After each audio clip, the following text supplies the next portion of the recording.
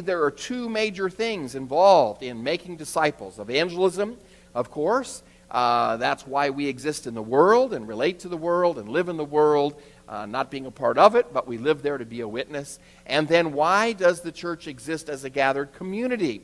Well, to edify, to teach one another, to help each other grow. That is why we get together on Sunday mornings and at other times as well. So, today we come to the next verse in Ephesians chapter 4.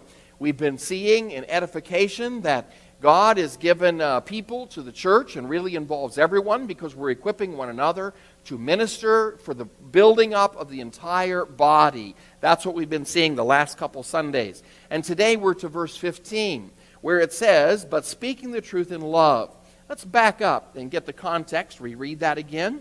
It says in verse 11, "For he himself gave some to be apostles, some prophets, some evangelists, and some pastors and teachers, for the equipping of the saints, for the work of ministry, for the edifying of the body of Christ, till we all come to the unity of the faith and of the knowledge of the Son of God, to a perfect man, to the measure of the stature of the fullness of Christ, that we should no longer be children, tossed to and fro and carried about by every wind of doctrine, by the trickery of men, in the cunning craftiness of deceitful plotting, but speaking the truth in love may grow up in all things into him who is the head, Christ, from whom the whole body, joined and knit together by what every joint supplies, according to the effective working by which every part does its share, causes growth of the body for the edifying of itself in love." You notice that that's all one long sentence? Aren't you glad you don't have to read it without taking a breath? One big, long, complex sentence, and that is interesting to what we're going to talk today. This entire context of building up one another. We want to see today that in order to build one another up, we must learn to speak the truth in love. To speak the truth in love. Now, right away, we want to understand that speaking the truth in love requires the delicate balance that Jesus modeled for us. Jesus was the best model possible of being both love, grace, and speaking the truth. And you and I don't always find it that easy to speak the truth in love. First of all, we don't find it very easy in our culture to speak the truth. We live in a culture where spin, we understand that that is making the facts reflect better on me than otherwise they might. That's how we spin things to make ourselves look better. No, not only the politicians do that. I'm afraid that's rubbing off on the entire culture. So we're all tempted to exaggerate sometimes or spin and give certain justifications for why things are the way they are or whatever, not to give the whole total truth without somehow coloring it, might be another term we could use, to make us look better. And that is our culture. And I'm afraid that affects us as well. And so we need to be aware of that. Our culture teaches us. I read an article on the news, and actually this was Fox News, which a little more conservative. And here's an article that's telling us that telling white lies has a benefit of helping relationships flow more smoothly. Well, that's not biblical. But that's kind of what our culture is buying into. You don't always tell the truth because it's uncomfortable sometimes to tell the truth. And so a white lie here and there can kind of keep things going smoothly instead of causing a little bump in the road in your relationship with someone else. But that's not biblical. The Bible tells us to speak the truth. In fact, speaking the truth has now fallen out of favor in our culture. It's no longer regarded or expected. It's no longer expected. We don't really expect our politicians to tell us the truth anymore. We certainly don't demand it of them. We certainly don't chide them or have, we ought to have consequences if they don't.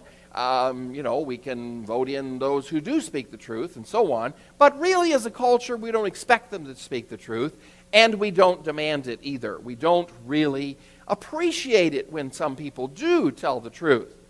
I don't know if you've had the experience where you've been in a group of people, maybe at work, if you work at an office or whatever, and you're kind of the one to kind of hold out and say, well, now, really, that doesn't match our ethics.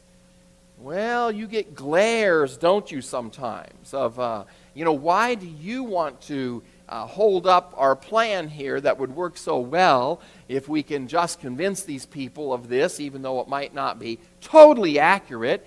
Ethics can get in the way. And so we live in a culture where telling the whole truth is not really regarded as important and sometimes even not welcomed. And yet our culture tries to deny that truth even exists. We know we live in a postmodern culture where there's debate whether there is anything as absolute truth. God's word says it is absolute truth. God is truth. But our culture says, no, not really. There might be truth for you, but it might not be truth for me, and so on. So don't talk to me about truth. But the Bible tells us that, yes, truth, God is truth, and God wants us to be truthful like Him. That is one of those communicable attributes.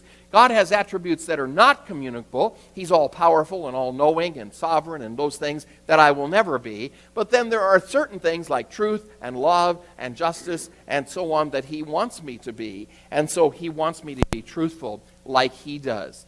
Now, we see in the Bible even an instance when Jesus is on trial, back in John 18, verse 37 and 38, when Pilate says to him, Jesus, "Are you a king then?" And Jesus answered, "You say rightly that I am a king. For this cause I was born, and for this cause I have come into the world, that I should bear witness to the truth. Everyone who is of the truth hears my voice." And Pilate, back in 33 AD, says, "What is truth?" And so this is not a new problem, is it? This is an age-old human problem with what is truth and how do we relate to it and what do we base on it. Now this verse says, be truthful in love, as we've read it. Or really we could say literally, the Greek says, truthing in love, making it a verb. Speaking, living the truth in love. Truth means to speak statements consistent with fact or reality. That's what truth is. To say, this is consistent. What I'm saying, what I'm living, what I'm communicating is exactly accurate with reality as it is. It's consistent with what the facts really are. Now, you and I as believers, we should have the kind of character that causes others to always expect the truth from us. I read a little saying this week. Don't lie to a person who always tells the truth, and don't trust a person who always lies. There's a character we come to expect. God's word says that believers ought not to have to really swear to establish that now I'm telling the truth. I mean, it's kind of ridiculous, isn't it? We have our politicians and certain leaders. We say, well, now, not only did he not tell the truth, but he did it under oath. I mean, we got to put this person under oath to try to find the truth out of him. Well, his character, no one expects the truth. God says, don't be that way as believers. We should not have to even take an oath. We should, Jesus said, let your yes be yes, your no be no. Let's let people know that we always tell the truth. They don't have to put us under the oath to try to get the truth out of us. That's a character we ought to have. We ought to be truthful. Why? Because God is truthful, and He demands truth, and He demands that you and I be truthful. So I hope we understand this morning what it is to be truthful, even though our culture does not understand that, or at least doesn't want to follow it. Now, secondly, we need to speak the truth in love, but it doesn't come naturally to us. It's not our default setting as we talk in computer language. It is not what just happens. We don't just naturally always want to be truthful. We live in a culture which is becoming increasingly more unloving. Have you noticed that? I mean, we have more, sectarian differences and accusations, and the words are stronger as people who are different than us, and we accuse each other, and more tension. All of that is just building. It is not a loving atmosphere. Even the push to be politically correct, okay? We want to be politically correct and not say anything that hurts the other person. That is not improving the situation. I hope you realize. They think it will, but it doesn't. And our culture is equated to not becoming more loving in any way. The interesting thing is the word for love here in this verse is not phileo, speaking the truth with friendly, brotherly love, not eros, with the physical, sensual love. This is the word agape, with the kind of unconditional, sacrificial love that God has for us. And so, the Bible is telling us in this passage, as believers to believers, especially, also to lost people out there we relate to, you and I need to be in the habit, we need to have the character of constantly speaking the truth, yes, but in agape, sacrificial, unconditional love for that person. That's what the Bible command is. However, you and I are tempted to operate in one extreme or the other. Now, picture with me if we had a giant pendulum up here, like is in the bottom of the old clocks, okay? And it swings from one side, from one wall to the other. And we could put over here on this wall, speaking the truth, everything exactly according to fact. And on the other wall, we could put with love. And you and I have this tendency to swing from one extreme to the other. And of course, that's Satan behind that. He doesn't want us to be balanced in the Christian life at all. He wants us to go off on some tangent and overdo some things. And by the way, we have strengths in our personality. And so some of us just naturally have an inclination to go to one of those two. And we consider that a strength. But I hope you realize that any of us can use our strength to an extreme and it becomes a weakness. Well, what do we mean by that? There are some people, of course, that pride themselves in telling the truth no matter what the person's reaction would be. And so often they need to speak the truth even though there's no love involved in it. One example from the Bible would be the Pharisees, right? There's some truth in lots of things that the Pharisees said. Now, they didn't understand Jesus Christ and the gospel, but as far as the law and obeying the law, there's some truth in some of the things they said.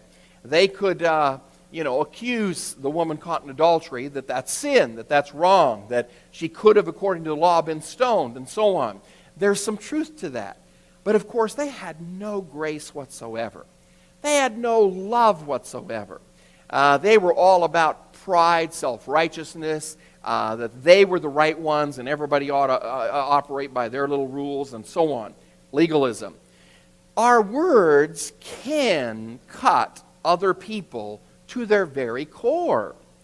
And so we need to be careful with truth because we can go to the extreme of wounding other people. It is a tragedy that the world today sometimes observes that Christians are the only ones to shoot their wounded. And they look on and say, wow, rather than help that person who's struggling, who's fallen into sin, who needs help, the church really is judgmental and shoots them and wounds them greatly. Others will not grow. This is in the passage of growing, right? We're not going to build one another up. We're not going to grow as a body. We're not going to grow as individual believers unless there is love in how we relate and communicate to one another. If I'm on this extreme of just giving the truth without love, that's going to produce not growth, not becoming mature in Jesus Christ, which we've talked about, not building up the body. In this context, it's going to produce discouragement. It's going to produce defeat. It's going to produce withdrawal from that person.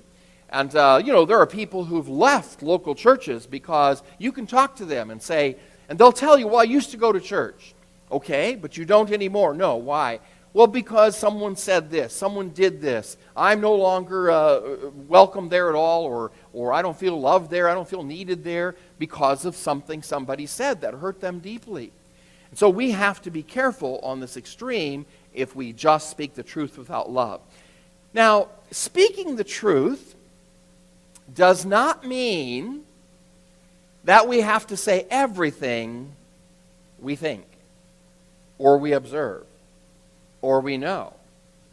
There are some people that are committed to think everything they observe that's wrong in somebody, they believe they have the right or the role or the need to share it every time. Jesus didn't do that. You say, well, how do you know that? Jesus is the Holy Son of God. He came from heaven to this earth, and he knew how it all was in the beginning, how God created it and wanted it. Every single person he saw and talked to and related to, he could see right through them. He knew what they were thinking. He knew the woman at the well, how many husbands she'd had, or her past. She wasn't married to the guy she's living with now. I mean, he knew everything about everybody he looked at, but he didn't go around and give them all an encyclopedia of their sins, right? He communicated with people in love. He told them only what he needed to tell them to help them grow, to help them take the next step spiritually, or whatever. If Jesus, being the Son of God, knowing everything, and of course I think it was a big burden for him to live in this sinful world and see through people and see all the shame and the guilt and abuse and everything that he saw, if he did not find it necessary to name everything he saw wrong, and you and I dare not take it upon ourselves, that role, to say everything that we observe, everything we think, everything we know to be true, there are many times that saying it is not going to help. And so we refrain from pronouncing, even though what we say might be true. So it seems to me that our social media of today is teaching our culture and our world to write everything they think and feel, right? I mean, people get on, Facebook's just one of them, and they write exactly what they feel about everything of that day. I went to an online dictionary to look up the meaning of a word, of an English word, and it tells you what the word etymology is and what it means and so on. And at the end, would you please comment as to how you feel about this? What? Who cares how I feel about the dictionary definition of this word? I mean, it's not for me to pronounce them right or wrong, but that's the kind of social media culture we live in, right? We are training ourselves that my opinions on everything are so important that the whole world ought to be able to see them, and they ought to care somehow. No, I do not need to share everything I think and feel. It's not important. Jesus didn't say everything. I can't either. He said only what would serve to help them others grow. And he always said it in love. Now, of course, the adulterous woman, caught in adultery, brought before Jesus as a test, really. The Pharisees wanted to see if he would really stone her, because that's what they wanted done. Now, obviously, they caught her in adultery. How did they do that? Well, probably there was a setup. Probably, there's a man involved who they didn't bring, who got this woman involved in this. But they bring only her, and Jesus walks this fine line, does he not? And he's able to say, okay, if the law says stone her, then fine. But the first one of you who's without any sin, you pick up the first stone and you start it. And then he writes something in the dust in the ground. And of course the scripture writer doesn't tell us what it is.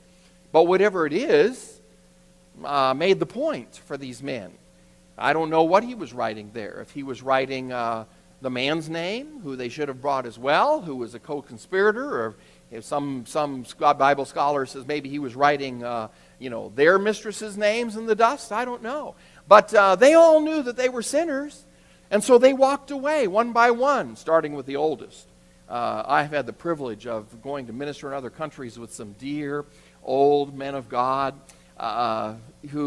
retired Bible college teachers and whatever, and getting to know them really closely and say, hearing them say, Lonnie, the older I get, the more sensitive I become to sin, and the more I understand how deep a sinner we all really are. That's spiritual maturity, isn't it? That's growth. And these older Pharisees started walking away first, and all of them left. Jesus doesn't, say, go on living in adultery. He says, no, go and sin no more. But he forgives her. He offers her grace and love along with the truth of recognizing her sin. Jesus, of course, did have some strong words for some Pharisees when they were false teachers, when they were leading people astray, when they called what he was doing by the power of Satan instead of God.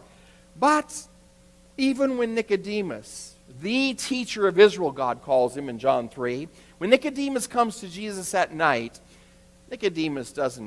Jesus doesn't condemn him, doesn't have a heated argument with him, doesn't say, Nicodemus, you are leading everybody astray, and just let him have it. Jesus, in love, answers Nicodemus' question and points Nicodemus to himself, the only way to heaven, and helps Nicodemus understand that gospel message. If you and I cannot say the truth in a way that our listener will hear it in love, then we should keep it to ourselves. All right? We don't have to say everything. We should keep it to ourselves. There's a lot of things that if I cannot say in love, I need to just keep my mouth zipped. And it's not going to be helpful. It's going to be detrimental instead.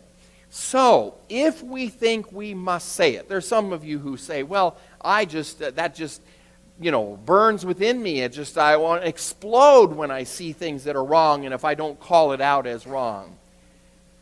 Well, I'm not saying that we okay it. That's very different. Jesus didn't okay a lot of things that he was in this sinful world seeing. But he didn't comment on every sin he was seeing. And if you and I have this inside that we just have to say this to this person, well, then I think we're saying it for our benefit, not theirs at all. You understand what I'm saying? It's not done in love. It's done for our own benefit. Well, often we can be at that extreme, speaking the truth, but without love. Jesus didn't do that. But the other extreme is trying to love without being truthful. And of course, here is the political correctness crowd trying to do that as well. A good illustration would be little children, for instance, who do not know how to blend the truth and love. They think that if you love someone, you must shield them from the truth if knowing the truth will hurt them. If it will cause them pain to hear this, well, then a loving person would never say that to them. And of course, we have that movement in our public schools, don't we? We don't criticize anyone. We don't say this answer is wrong. It's okay for you trying. Even if you come up with 4 + 4 = 9, well, good job for answering. That, of course, is not truthful. We do need to be speaking the truth. It is a mark of maturity when we're able to share the truth with our fellow Christians and do it in love. We don't want to be at either of these extremes, do we? Proverbs 27:6 says, "Faithful are the wounds of a friend, but the kisses of an enemy are deceitful." There you have it, summed up in this statement. Faithful, trustworthy, you can count on this friend, even though he causes some pain, in telling you what the truth really is, in telling you something about yourself, in encouraging you to grow, in encouraging you to improve. But the kisses of an enemy, the politically correct, love at all costs, are deceitful. They are a lie. They are not truthful. You cannot trust this person. So, Proverbs 27:6 goes along with what our verse today, Ephesians 4:15. Truth without love is brutality. Warren Wiersbe said. Truth without love is brutality, but love without truth is hypocrisy. Both of those extremes are wrong. So, we are called upon in this verse, we are to speak the truth in love so that others will be built up. Now, that's interesting. We sometimes pull this verse out of its context and just focus on me as a speaker. Okay, my job is to speak the truth in love. And I say, well, in my heart of hearts, I don't hate this person. I really do want them to hear this. I want them to be better. And so, yeah, I'm doing it in love. But this is in the middle of one long sentence, as I said. This is in the middle of a context of doing everything possible and equipping ourselves to be building one another up. The only reason to speak something in love is to build that person up, to edify them. The result of speaking the truth in love is that believers may grow up into Christ with reference in all things. Jesus Christ is the source of a believer's growth and also the aim and goal of his growth. We'll see that as we continue on this passage next Sunday. The body derives from the head its whole capacity for growth and activity. We'll see that. This passage is in context of edifying other believers. Therefore, I believe it's necessary for the listener, not me the speaker, I think it's necessary for my listener to sense that the truth I'm about to share is shared in love. Not just the speaker's assessment. Not just my saying, well, no, I don't hate that person. I really love them. So no matter how they took it, no matter if they got offended, no matter if they walked away discouraged or broken or defeated or withdrawing or whatever, I did it in love. I did it correctly. No, this is in the context of them being built up. So the important goal is that they feel the love. That they feel built up, that they feel encouraged, not defeated. That's the goal of this passage. It's easy for me as a speaker to defend myself and make a very general emotional claim that, oh, I really want that person's well-being. But we must be very sensitive to how the other person will feel if I proceed to say this statement. Now, what that means is I need to think before I talk, right? And I need to ask the question, does this meet the qualification given in Ephesians 4:15? Does this meet the qualification that when this person is going to hear this, it's going to be done in such a way and in a context that they are going to feel the love. They're going to feel this, I'm doing this for their good. If they don't feel that, I have not obeyed the command. You understand what I'm saying? It's easy for me as a speaker to say, well, they just don't get it. That's their fault. No, it's my fault if I didn't communicate the love. That's what this passage says in context. Some have told me that everyone in our churches today is just too sensitive to be able to accept any constructive criticism. It's just too dangerous today to go to anyone and try to help them improve. Everybody's just too sensitive. They're just going to overreact and go off hurt. Well, that's an indictment, is it not? That we have not been obeying this. Habitually, we've not been speaking the truth in love, and so people don't take it that way at all. That's an indictment on the church. This is a key area that we need to concentrate on. So, this passage tells us that my listener must feel and understand the love when I speak the truth to them. Well, we understand what this passage says. Speaking the truth, we've talked about what that is. In love, agape love, we've talked about that many other times, what that is, and how those two to go together. We see the example in Jesus Christ's life, the perfect balance. It's not that we don't understand what this is. It's not that we've never experienced it. I think every one of you could answer my questions up front at the beginning of this message and say, well, yeah, I can think back to someone who did share something that, was a little, I could have taken offense at it or I could have felt bad. But the way they did it and the relationship we have, and I felt their love for me and I went away encouraged that they were willing to be honest and tell me. All of us have experienced that, so we understand what this is about. But the key question is, how do we do it? Right? There are some Bible passages you study and you say, wow, what does this mean? Well, and there's some Bible passages you say, okay, I understand what this means, but is this really true? Do I really believe this enough to live my life on it? Then there's some passages we understand and we believe the value of it, and we say, boy, the challenge here is doing it. And this is one of them, right? We understand what it is, but how do we do it? Let's talk about that. So, the challenge here is not understanding what this command means, but it's carrying it out. Every one of us has experienced firsthand a statement of truth which was not shared in love. We've experienced when it's done correctly and when it's not done correctly. Often the speaker just had to say what he thought because it made him feel better, or it made him feel vindicated that he was right. There's some sort of a battle going on here. Pride is involved. Sometimes the speaker may have spoken for the benefit of others rather than for our benefit. People sometimes say very hurtful things to one person in order to impress others. Now, of course, the classic example may be the playground at school. Young people say some very strong, hurtful things about a certain individual to impress other people, their clique, right? And sometimes you and I, Jesus could have done that in the case of the adulterous woman, right? He could have said, well, this is one woman, she's wrong.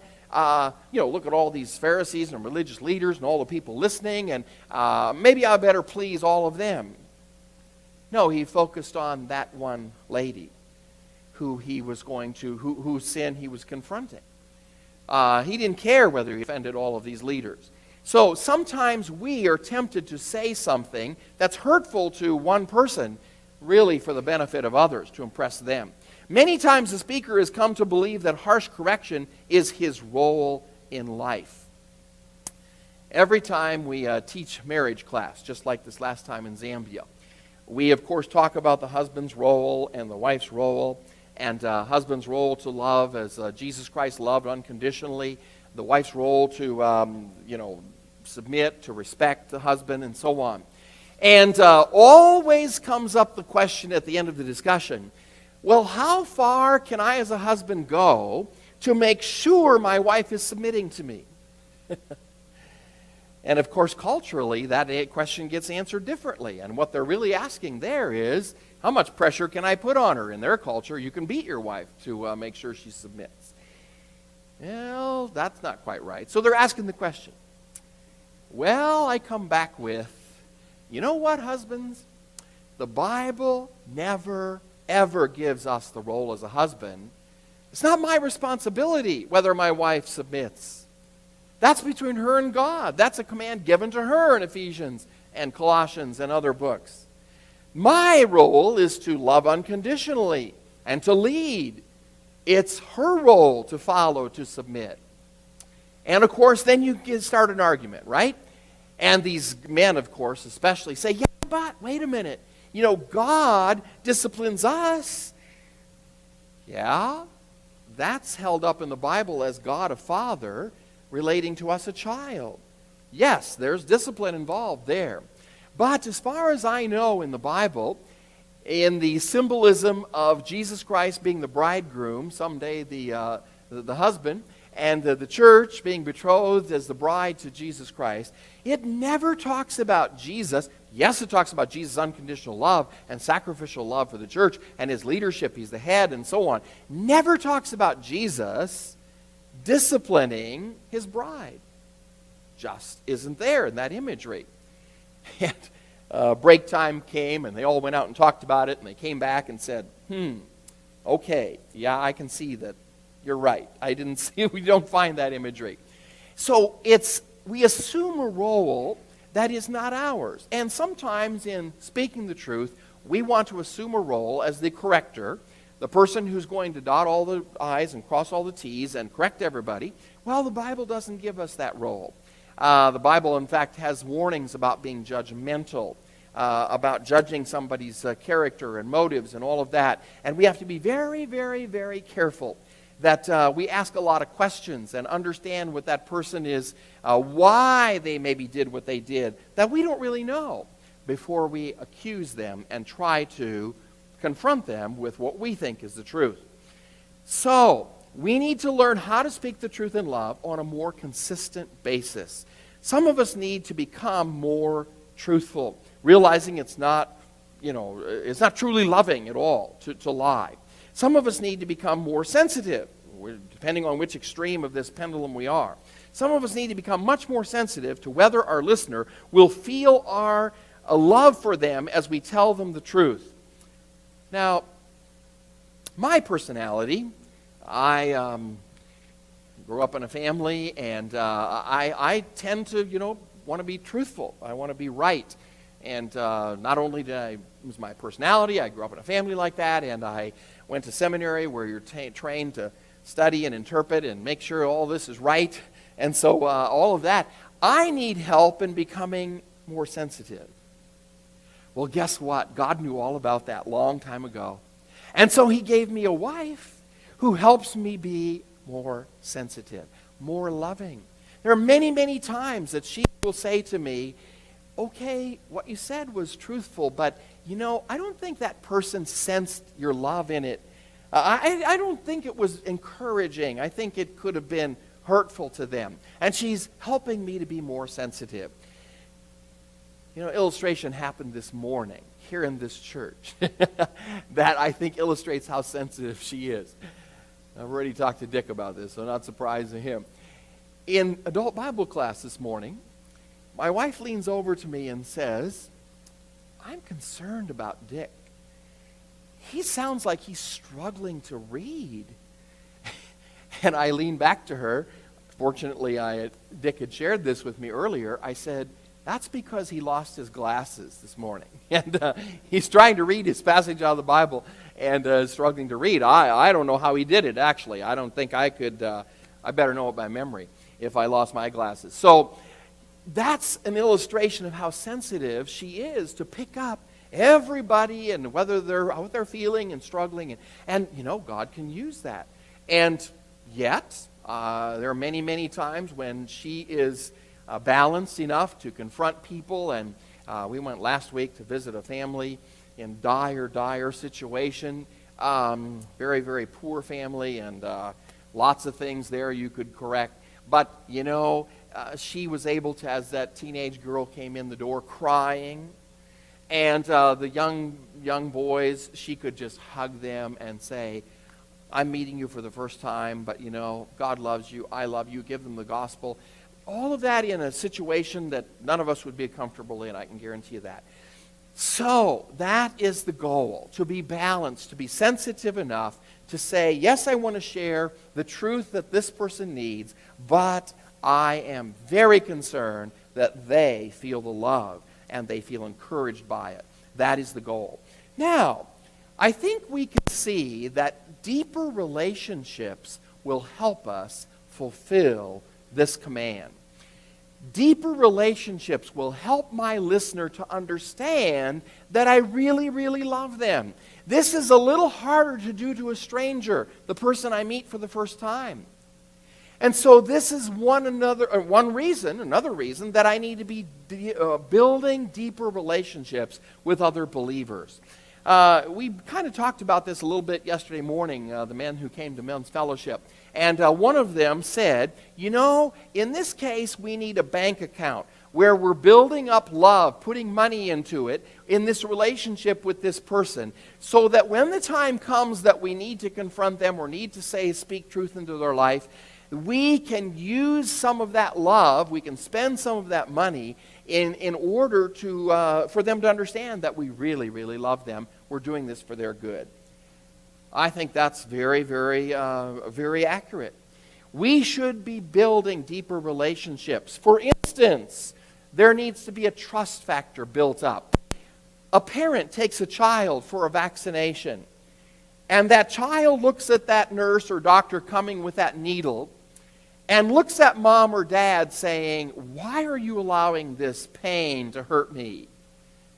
But they do trust mom and dad that this must be good for me in some way, right? You understand? And so they'll go through with it. Oh, they have fear, and there might be tears and so on, but but they're trusting mom and dad who are there with them in the room, in this case holding them. And okay, if this pain is going to somehow be good enough for me to put up with the pain, I'm going to trust you, mom and dad. I don't know the doctor. I don't know the nurse. I wouldn't trust them. But if mom or dad are there and say, this is necessary so you won't get sick, or this is necessary to fight an infection, or whatever the case is, they're going to, on the basis of the trust of that relationship with their parents, they're going to accept this pain. You understand what I'm saying? That's the kind of relationship that you and I need to have. Another man yesterday reminded us that when we went through Galatians chapter 6, verse 1, it says, "Brethren, if a man is overtaken in any trespass, you who are spiritual, restore such a one in a spirit of gentleness." There's that love. "Considering yourselves, lest you also be tempted." The word restore is used medically, or was used medically, for a doctor resetting a bone. Now, depending on how broken or out of place that bone is, that could be a painful exercise. I had an uncle who, in his younger years, actually dislocated his knee to the point where the bone was not meeting in the knee, it was up beside the other bone. So now they're, instead of end to end, they're beside each other. And of course, time went by because you didn't have hospitals and doctors are regularly right on call, emergency and all that. And so his muscles with pain and all just tensed up. And they actually, he tells the story, how they actually had to tie his body to one wall and his leg to the other wall and pull apart with a wire stretcher to get those bones back in line. Very, very painful, but necessary, right? He didn't want to go through life never walking again. And so, restoring, to reset a bone can be painful. Surgery and recuperating from surgery is painful. However, we submit to it, trusting that this is for our benefit. And that is what we're talking about, truth in love. If we are not in the habit of speaking the truth in love with our own immediate family members, then we'll probably not know how to accomplish this with someone else. Think with me. This is where we practice. You say, okay, how am I going to learn this, Lonnie? I don't make a practice. Maybe you do if you're on the extreme of having to tell the truth to everybody. But most of us probably, you say, I don't know how good I am at this because I don't do it, very often. You know what? We do it at home. We do it with family members. And so that's where we need to start and learn how to do this. Husbands, the only way we can regularly speak the truth in love to our wives is if my wife knows beyond the shadow of any doubt that I love her unconditionally and only want to build her up, never to tear her down. Now, if that's my habitual relationship, now I've got a platform, I've got money in the bank, I've got the ability to speak truth into her life without and her understanding that love. Unfortunately, we as husbands are often tempted to bring our wife down a few notches so that we feel better about ourselves. In other words, we don't care if we're cutting her down. We intend that sometimes. We intend for what we say to hurt. Even the little barbs, that we use. Unfortunately, that's a habit pattern that many of us have. And so now, we don't have the kind of loving, unconditional, sacrificial relationship where I'm always building her up on which to build. We need to change that. We need to change that habit. Now, wives as well. Wives, the only way you can regularly speak the truth in love to your husband is if he knows that your love and respect for him is unconditional. And you only want to build him up and help him and never tear him down. But unfortunately, sometimes wives become so frustrated with their husband and are in such a battle for control with him that they do want to demote him. They do want to win the battle with him. Parents with children. The only way we can regularly speak the truth in love to our children is if they know beyond the doubt, any doubt, that you love them unconditionally, you are sacrificial in everything you do, and you do it only for their good. Even discipline. We ought to discipline in love. Unfortunately, by the way, discipline is a part of discipleship. Okay, that's linked together. So discipline is just one small part. Some say 10%. 90% ought to be positive discipleship and encouragement. But unfortunately, many children experience the anger, the frustration, the wrath of their parents who are emotionally out of control as they discipline their child. It is very tempting for us as parents to punish in order to make ourselves feel better than to use consequences to positively teach our child in that situation where they need to be corrected. That's one of the reasons that Sharon and I value the book that was written by Cloud and Townsend called Boundaries with Kids. I'd recommend that. It uses consequences, a good Christian book, but it teaches us to use consequences rather than emotional scolding and punishment. And so rather than scolding and berating a child for something they disobeyed or did wrong, it sets up consequences earlier and says, you need to get this done, your homework or whatever it is, you need to have that done in order for you to go to the birthday party of your friend this afternoon. And when the time comes and the homework is not done, the parent doesn't get all bent out of shape and angry and frustrated and say you never and you always and all of these things that are hurtful. You simply say, oh, son or daughter, I am so sorry that you made the choice not to get this homework done and you were playing around doing other things. I'm so sorry you cannot go to this birthday party now. It happens only once a year, but that's our deal. You're not going. I'm sorry you made that choice. We'll see you when we get back. You see the difference? Every child needs to learn, every teenager needs to learn, every adult needs to learn. We have choices. We're independent. We can make our choice. But we can never choose to deny the consequences. And the parent who is not consistent in that teaches their child, of course, that they can get away with it. No, we need to train everybody, no matter what age. There are consequences to every choice you make. Galatians 6, you'll reap what you sow. But we can do it in a non-frustrated, angry way. We can do it in love. We can say, I'm sorry, daughter. We're going to the mall, and you can't go with us because you didn't get this done. That was the deal we made. I'm so sorry. You see the difference? Wow. Speaking the truth in love can work even with parents and children. There are two kinds of respect. There's the kind of respect that's given to an office of an authority. So yes, there's respect by children, should be, to respect their mom and dad. They're the authority God has placed over them. Ephesians 6:1, children obey your parents in the Lord, for this is right. We have a respect for the office of the President of the United States. But there's a second kind of respect that can only be earned. Yes, we have some respect for a man in a certain office, but we may or may not have respect for him as a person and how he operates in that office. Parents, husbands, wives, we need not only to demand respect for our office, our role, we need to earn respect in how we biblically obey God's instructions for that role. You see, in order to obey this command and speak the truth in love, fellowship with others is very important. I need to be fellowshipping with other believers in order to get to the point of building deeper relationships so I can carry out this command. If I'm isolated, if I only show up at church for Sunday morning and I don't really, just say hi, greeting, don't really talk to anybody, if I'm not building deeper relationships with people, then I'm going to have a much harder time obeying this command and building one another up.